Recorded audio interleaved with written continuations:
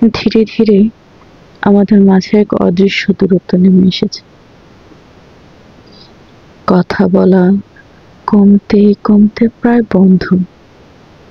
যোগাযোগগুলো এখন শুধু ফিসফিসানি।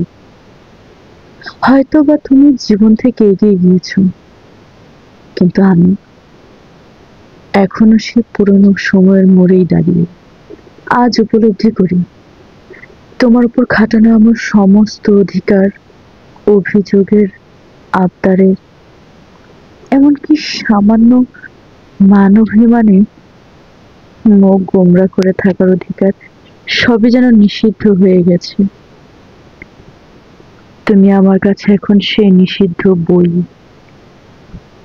যার ভেতরের প্রতিটি পাতাই আমার জানা, কিন্তু স্পর্শ করার অধিকার নেই। তুমি নিজের হাতে হয়তো সবকিছু কেড়ে নিয়েছো, আর এক সময় যে আমরা খুব পরিচিত ছিলাম সে কথাও হয়তো ভুলে গেছো। তবু এইটুকু জানিয়ে রাখি, এই বন্ধন এত সহজে কাটানো যায় না। কতবার ভেবেছি তোমাকে ভুলে যাব, নতুন করে সবকিছু শুরু করব, কিন্তু জানো, পারিনি।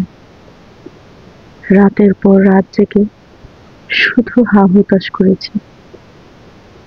কারণ মানুষ মানুষ যা মন থেকে ভুলতে চায় তা সে কখনোই ভুলতে পারে না। সে ভুলতে না পারার কষ্ট চক্রাকারে বারবার ফিরে আসে। মাঝে মাঝে মন খারাপের চরম মুহূর্তে একা একা অচেনা পথে হেঁটে যাই, এই ভেবে যে হয়তো সব দুঃখের পথের মাঝে রেখে আসতে পারবো।